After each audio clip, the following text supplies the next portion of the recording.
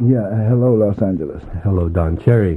What are you doing in L.A., Don? You've been here for a couple months. You're working on a project and working with some young musicians in town, aren't you? Yes, I've been out here for the last few months and trying to be active and visiting schools and meeting with the young musicians that are around in the community where I live, out in Compton. You know, I was raised in Watts on Imperial Highway. Right. And I felt, what was happening is that within the last few years, I've been connected with schools and workshops of young people learning about music, especially the music I've been connected with, which is studying with Ornette, the harmonic system, and Charlie Parker's works. And so I've been finding out that most of the interest has been mostly with white kids. And a lot of the audience that we've been playing has been for white people. And I feel that something is wrong, that the exposure is not happening to black people. And especially, not saying that it's not a lot of people that are working with it, because here in Los Angeles, there's a lot of musicians who have been working with young musicians such as Horace Tapscott and Reggie Andrews, who are really, the people that are important for the community and trying to keep the culture of what's been happening in black music. And I mean, especially from being in Europe and realizing that there they see the music as black culture, and here is the children are not exposed to it to more or less to really realize the existence of it. A lot of kids, you ask them, have they ever heard John Coltrane, and they never even heard of John Coltrane. And that John Coltrane was not only one of the greatest musicians of our time, but also he was a very important black person, which I feel thankful to God to live in a time and period to be around the existence of a human being as he was, because of his devotion to the music, of practicing a lot and always developing, and also his consciousness of the spiritualness of music, which has always been a part of what I've been, trying to stay on my positive self to live in, and that's the growth in music.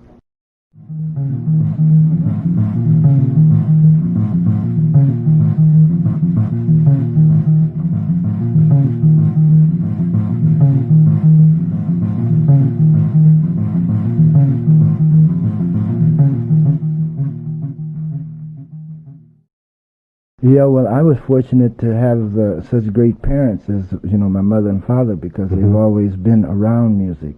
My father was a bartender, and he was very much into the music of the swing period, from Count Basie and Duke Ellington, Tommy Dorsey, that whole groove of music in ballrooms and dance and what it meant in the late 30s and up until the 40s. So I was raised around all that types of music. But what was happening after, especially moving to Watts, what was happening in the neighborhood, there was musicians, Dexter Gordon, Wardell Gray, were like Sonny Chris, all these people that were from the neighborhood. Charlie Mingus, the Woodman Brothers, and what was happening in rhythm and blues, and with the Four Flares, the Platters, and T-Bone Walker playing up on the corner of 109th and Main, around 119th. The music that we was hearing from the day programs from Joe Adams, which was incredible. And Joe Adams, who is Joe Adams? The talent shows they used to have at the $1 Million Club and over at the Barrel House and over in Watts. Joe Adams was a disc jockey. That came on the radio, I think, from 12 to 3, and he played mostly what was happening in instrumental music, Duke and Bird, all the Norman Granz concert records, and Ray Charles, and everything that was happening. It was a cultural program, actually.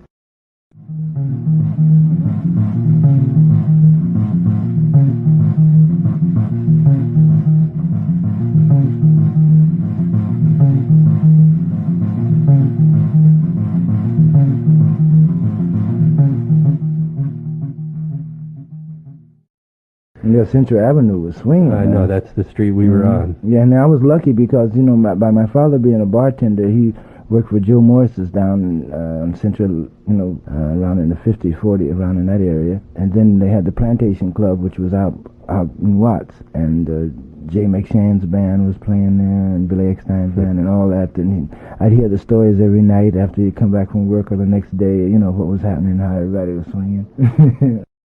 I know you've told this story before, but maybe you wouldn't mind just sort of capsulizing again how you met Ornette and Billy and Charlie and how the quartet was formed. Yeah, well, that's important because, see, 103rd Street is Watts, where I was raised. Now you go down 103rd Street, there's no commercial stores there. But at that time, across from the police station, there was a record shop run by Pete Kennard, and it was a friend working in there, Claude Burks, that was making congas, and they had all the sides. That was like the educational center. All the 78 records were there. You could buy reeds or oil, or and the culture of the drum was Claude was there, always making the drums. So that was important. Now I can see that now. At that time, it was just a part of the atmosphere of the university. This was a real university. University. I mean, it was universal of what was happening at this place. And that's where I met Ornette one day, and he had on a coat, and he was the first person I had seen with long hair, and an overcoat he had. It was very hot, and he was trying a very thick reed, I think like a 4.5. Now he probably plays a 1. And you could hear it a block away because it sounded like a horse that was, a horse whinny. But his sound was like that you could hear it all the way to Central Avenue, and that's over there, that's near Compton Avenue. But that's quite a story, because hearing Ornette was something, you have the feeling of, and this happens in art a lot, of a painting or even poetry or a piece of music. You hear it for the first time and you never heard it before, but it's something about it that feels familiar. And that's the way I felt when I first heard Ornette. And that happened to me once before, again, later years when I was playing with Sonny Rollins and we first went to Europe, and I heard a saxophone player by the name of Albert Ayler. Now, Albert Ayler, he was from Cleveland, and his brother Don Ayler, they played trumpet, and they came from the Baptist church, and their music had that feeling of the Holy Ghost. When he would play, you could feel that spirit of God. Albert Ayler died at a really young age, and there's certainly a mystery surrounding his music and his personality as well. I mean, there just really wasn't that much written about Albert, and his music was so forceful and so intense at the time, But tell me a little more about Albert. What was he like? Yeah, well, as I said before, is that he had the feeling of playing from the spirit of music, which I feel is from the Supreme Spirit, and his playing had a very big impact on all of us at that time of hearing him, because we had all heard that, as we wrote, as you growing up, you hear it in people singing, but you very seldom hear it on an instrument, and if you did, you would hear it in the church. Now, in the Christian churches here in black communities, they have drums and guitars and other instruments, but we were always raised that it was only just a voice, an organ, and a piano. But hearing Albert Ayler, it was that feeling. I met him in Europe, working on a tour. The first time I went with Sonny Rollins. When we first went to Europe, we went all over. And I met him in Copenhagen. And afterwards, we played the concert. We went to this club to have a jam session. And Dexter Gordon was playing, and Don Byas was playing. And Albert Ayler. And we all jammed. Albert didn't take his horn out until we played a medley of ballads. And I always thought, Billy Higgins remembered it, and he says that Albert played Summertime. And I always felt that he played, what's the song? Signet. Wait a minute. Moon River, because this is a song that he was always famous for playing for me, of him playing Moon that. River.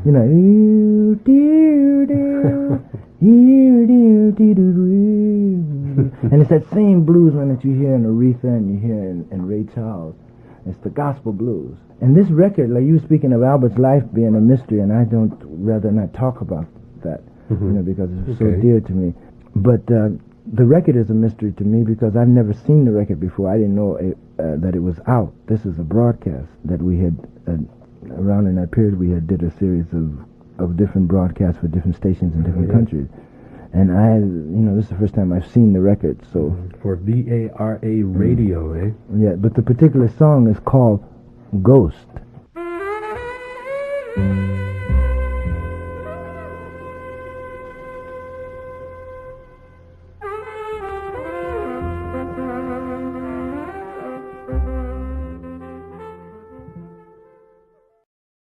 1958. Was this one of the first recordings that you did with Ornette and Charlie and Billy? Yeah, well, this is like before we had made all the Something Else records and all the other records, and this has just recently just come out within the last few years, and it's sort of a sad story on that it actually came out. But I think it's good in one way that the music can be exposed, especially that particular period, because everyone can, as they hear that, they can realize that Ornette wasn't playing his way out as they thought he was playing, you know. And it was one of the few times that really something happened in Los Angeles where that we played for a long period of time at one place. That very rarely happens in Los Angeles. Here's, 20, 30 years later, and that's still not happening, where that a group can play at one place for a period of time and build up a clientele. And then the group automatically develops musically under that situation.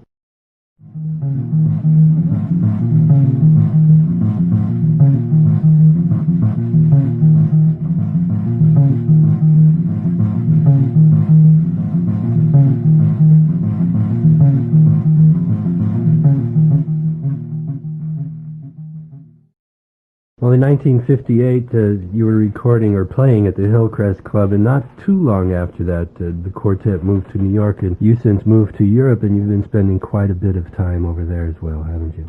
You've lived over there for a few years. Yes. I had been living in the North, and I wanted to learn about the four seasons of living in four seasons. You know, where that you plant your own food and you preparing the wood for the winter, because the woodshed has to be full. And where that you go to the outhouse every morning to face the weather. Just a whole another kind of life. And automatically that kind of life affects the music also. And you lived in a schoolhouse over there. Maybe you could tell us a little bit about some of the differences in the educational system, too, between what happens here in this country and what's happening over there. Well, it's the problem is happening all over the world in education. And I guess it's because of the times that we live in also. These modern times have a lot to do with it. But from having children that's going to school, it's probably happened with all parents that they become interested in education, because your children are faced with it each day, and it comes home. When they come home, you can feel it, you know. You can feel how the unhappiness is, it's just such a depressed thing for me that what I feel what's happening in education, because I feel like we're not trying to strengthen the senses, and we're trying to just have children to be able to work the computers, and there's no real love or going down. A lot of people doing it just because of a job, and not because of feeling the importance of. That's one of the greatest of all jobs, because children are funny because they can feel if you're not balanced. They can feel that. You know, they're so susceptible to vibration. It's something that we have ourselves when we were young, and we lose it, of being able to feel vibrations, because it's important in this day and time that we can be around people and not know each other's language, but we can feel and talk, actually communicate from the vibrations, you know.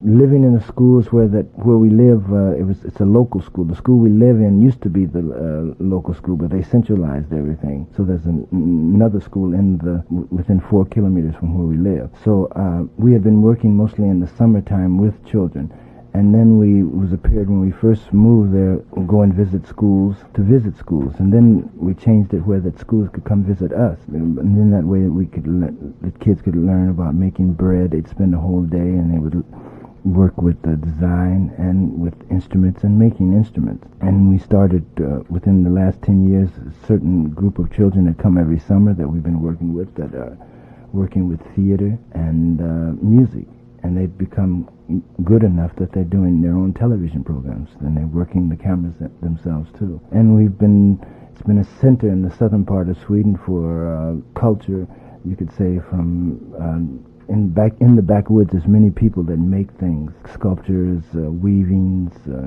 what have you. Human beings are like that. They have to be creating, and you create from what you have around in your environment. A good example of that is Simon Rodier at the Towers. He worked with broken glass because that's what was around. You told me the other day you saw a movie of Simon building the tower. Yes, and I was so happy because I didn't know that there was a movie of him making the tower. And then also the movie was about different people that lived in the community, and they asked them what they thought of him making this tower. What was their reaction? Well, you have to see the movie. It was probably the same reaction. Everyone thought the man was mad, and then there was a period where they had felt that he was making an antenna, during the war. And now you can see that it was something that he wanted to give to the community so that the community could actually see themselves. And that's wonderful for art to be that way, where that it can be an expression of the environment, and everyone that experiences it can be able to feel their positive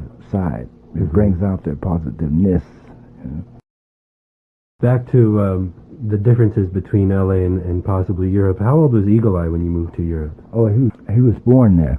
The reason I brought up Eagle Eye was because I was going to ask you, he's now going to school in New York City, right? Yes. What does he have to say about the schools that he's attending now, compared to what it was like over in Europe for him?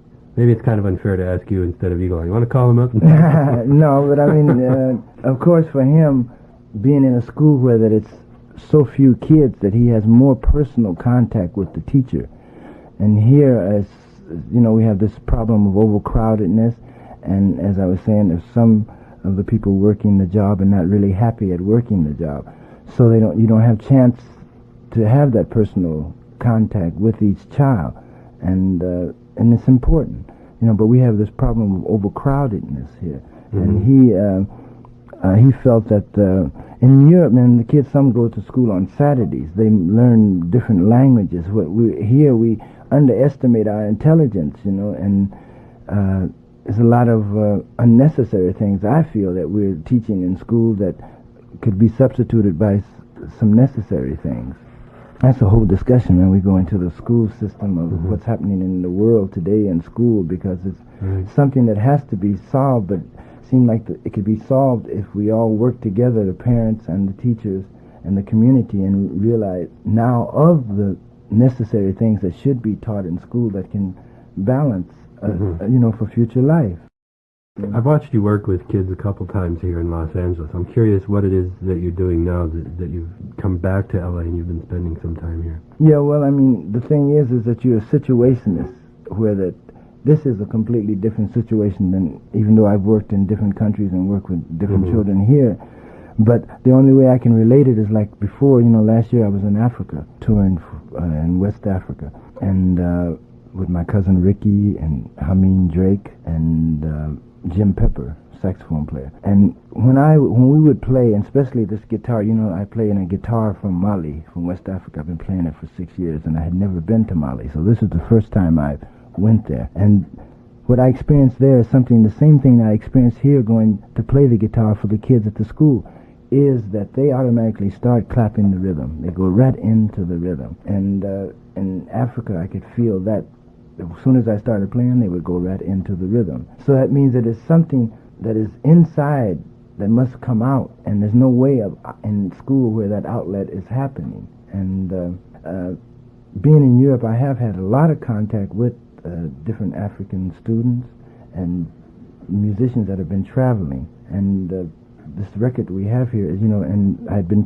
working with a man called Abdullah Ibrahim, which is, originally his name was Dollar Brand. He's a piano player from South Africa, and I worked with him and from working with him I became associated with many other musicians from South Africa, and I'm very happy and thankful to make a record with one particular musician, which is called Johnny Ani. See, in South Africa they speak Xhosa, and Xhosa like Amba, Adibana, Mfegu, Inimawitu, Aniwa, Hambini, Amazwi. Amazwi is what they call me, that's the traveler in Xhosa. And it was a man in South Africa, because we all know the problems of what's happening with black people, people that are living in a land that is their land, and they're not given the right of freedom and justice in their own land, more or less the recognition of realizing that it is their land. And there was one leader, which is very important in this day and time to have a good leader, because we don't have very many good leaders. But this particular man was a very good leader by the name of Biko. He was killed in prison, and this song is dedicated to him. Song for Biko.